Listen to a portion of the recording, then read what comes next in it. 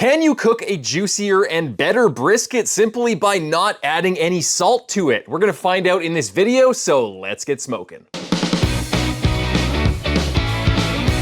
Welcome to the Smoke Lab, I'm Steve Gao, and in this show we do crazy barbecue experiments you would never do at home so you can learn from my trial and error. And this is a crazy experiment. You guys are probably thinking, of course you need to add salt to a brisket. It makes it taste better, it makes it juicier. Why would you not add salt to a brisket, Steve? And I agree with you, but believe it or not, salt can actually dry out meat in high enough concentrations or if cooked for a long enough period of time. When we brine a piece of meat, and that includes rubbing a brisket with salt, it doesn't just stop brining the moment we put it on the smoker. In fact, the heat actually causes the salt to diffuse into the meat and brine much faster than if it was just in the fridge. So after a 12-hour brisket cook, the meat is actually pretty well brined or well on its way. And nowadays, it's really popular to hold meat at a low temperature of like 140 to 150 for anywhere from 12 to 18 hours. That's what I do with my briskets because I feel it makes them turn out way better. That's an even longer period of time for the meat to continue to brine. Now, if the salt concentration is too high during that cook and hold period, then you can actually turn your brisket into beef jerky. And I learned this the hard way during a barbecue competition where I injected a brisket, I rubbed it, then halfway through the cook, I wrapped it with a very salty solution of beef consomme,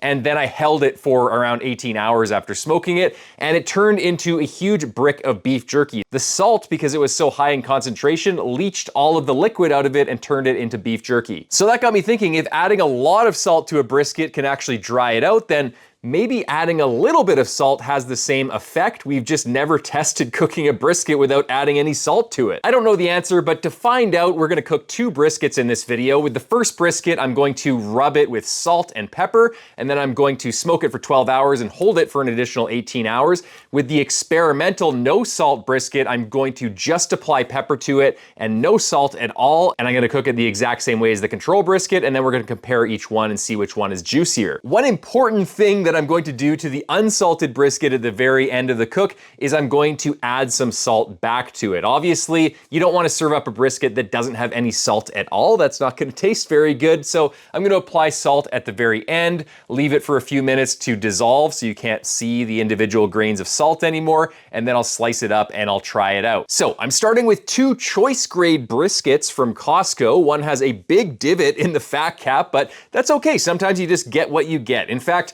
I get most of my briskets from Instacart, so someone is just picking them randomly from Costco for me, and I like to do that because it reflects what the common experience of someone that's picking out a brisket would be. They might get a really crappy brisket, or they might get a really good one, or they might get something in between. So I just like my briskets to be completely random, and that's what I deal with in these experiments. And I feel like it better reflects someone's average experience rather than me flipping through 20 briskets at Costco and only choosing the best ones because I know what ones to pick. I'm rubbing both briskets with 16 mesh black pepper, and then I'm sprinkling kosher salt on the control brisket and finishing it with a little bit of table salt to get some different granule sizes.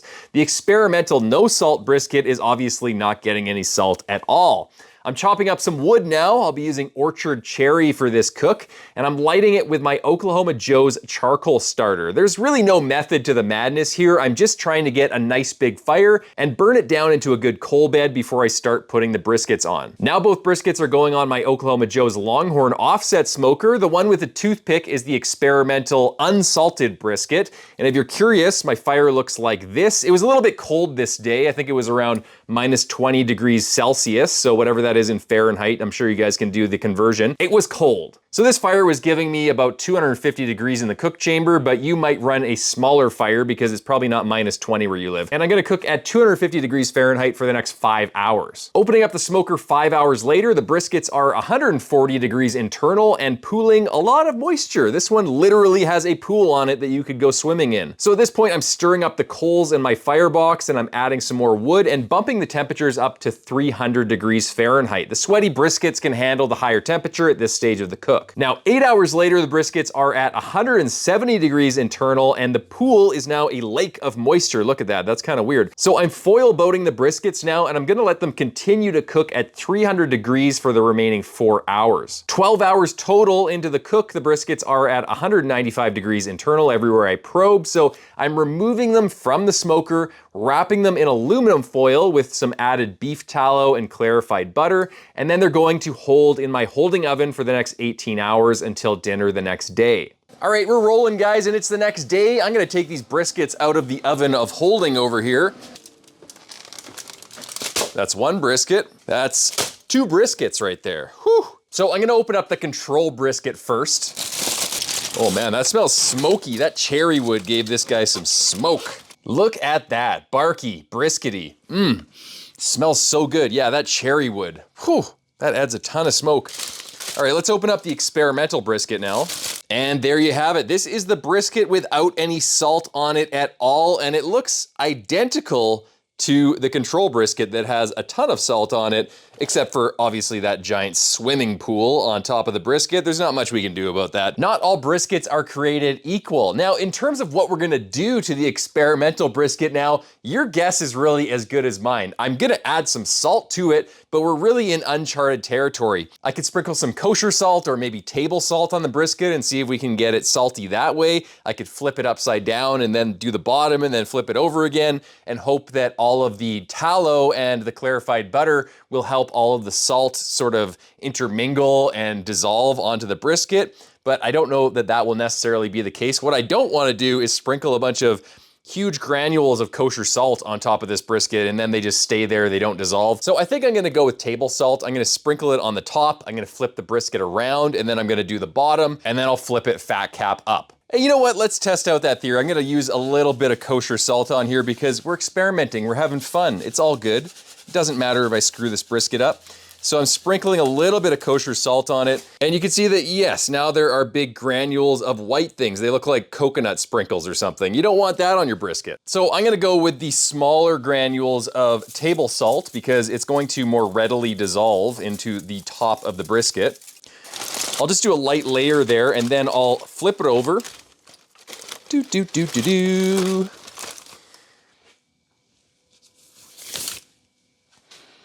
And we'll give the bottom some salt. And then we'll re-flip it over. And just pat some of that moisture on there just to help dissolve that salt. Salt doesn't dissolve in fat, unfortunately, but hopefully there's enough liquid H2O in there to dissolve this salt. And then I'll do one final layer of table salt. Let's start by slicing into the control brisket, and just so we keep everything exactly the same, I'm gonna pad a little bit of tallow and clarified butter on top, because if you guys were paying attention, you'd notice that this thing was flipped upside down, so it has some more fat on the bark, and that could conflate things if this is dry. So I'll get some of that fat and just pat it on the top here. Now let's give this guy a slice. Whoo-wee! Take a look at that. It never gets old. Ooh, love it. Now I'm gonna put some tallow on there to prevent it from oxidizing. We get a slice, and that slice is looking pretty nice. Pulls apart really easily. Let's see how it tastes. Very good. Very good brisket. Definitely salty. Yeah, that's beautiful. No complaints about this one. And now let's try out the point. I'm gonna slice this fat off. Give it a little slap there. Gotta give it a slap. Gotta give it a slap. You know what? I'm gonna go into this guy a little bit more. One. I'll go a third slice in. How about that? And before I slather this thing in tallow, you guys can have a look. Looks pretty decent. Very good. A lot more fat rendering and internal collagen rendering than I thought I was gonna get, because I kind of pulled it at a lower temperature. It's good brisket though. Yeah, I would not kick this brisket out of bed. It's a good brisket. Okay, now I'm gonna get new gloves on. That's how dedicated I am to this, guys. I don't wanna have the chance of cross-contamination with my salty brisket hands getting on this no salt brisket, even though it's now covered in salt. Someone in the comment section would say something if I didn't do this, believe it or not. Okay, brisket number 2. Let's slice it right down the middle here. Slicing pretty nice. It's a pretty nice slice. I'll give you guys a look. Woo! It looks actually juicier than the last one. You guys tell me. There's more juice coming out of that seam fat. The seam could just have more fat in it though. And that's why it's rendering out more juice. Slice, slice, slice. I'll give you guys a look. That is the flat. Woo! It's a nice looking brisky. Pull this apart. Okay, let's give it a taste. It's very juicy. The salt has more of a brighter flavor. It's more potent, but otherwise it's just as salty as the other brisket. It's good, maybe a little bit more beefy than the last brisket. It has a little bit more beef flavor. I don't know really how to describe that, but it's got a sweeter beef flavor. How many times can I say that? Beef flavor. It's got more beef flavor. Let's try the point of this. And just looking around here, guys, like I'm trying to feel if it's less crusty or crunchy than the other one. It's indistinguishable. It's right about the same. So let's take this off for burnt ends, set that to the side. We'll go 2 or 3 slices in. 1, 2, that's a pretty thin one. 3. Okay, so this is 3 slices in. That's looking pretty good. Pull that guy apart. Pulls apart a lot easier than the last one, but that could just be chalked up to every brisket is different and this one just finished faster. Maybe it was a smaller brisket. So let's give this guy a taste.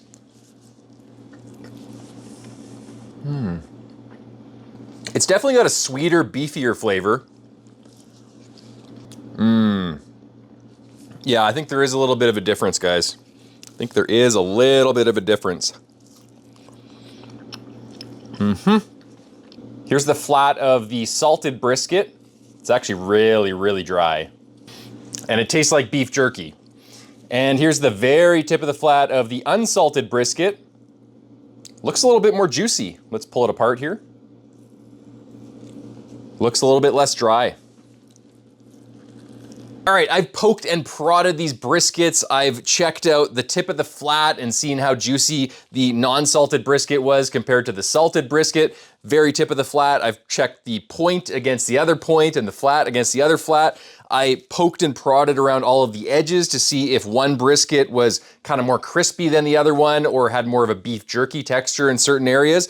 And what I would say is that the unsalted brisket that we salted as a last step, it's probably around 10 to 15% juicier and all around better than the control brisket that we salted. But unfortunately, you could just chalk that up to every brisket being different, every cook being different, even though they were side by side. They were exposed to different elements and convective currents within the smoker. Maybe one got more heat than the other one. Maybe one got more liquid to braise in when I foil boat wrapped it. What I do know with confidence though is that the one that we salted before smoking, it just tastes better. It has more salt penetration throughout the meat. It tastes saltier all the way throughout each slice. And in general, it just tastes a little bit saltier than the experimental brisket. Even though we salted it at the end, it's still only surface salt and you can really tell. And the salt is very fresh and bright.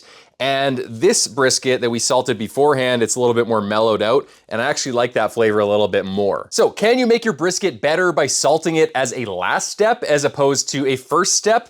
I think that it's plausible actually. Based on this experiment, the unsalted brisket was a little bit juicier, but just a little bit, maybe 10 to 15% juicier. And I don't think it outweighs the convenience and the extra flavor you get all the way throughout the meat by salting your brisket ahead of time. Thanks for watching, guys. If you haven't already, subscribe to the Oklahoma Joe's YouTube channel. I will see you in the next video. And until then, happy smoking.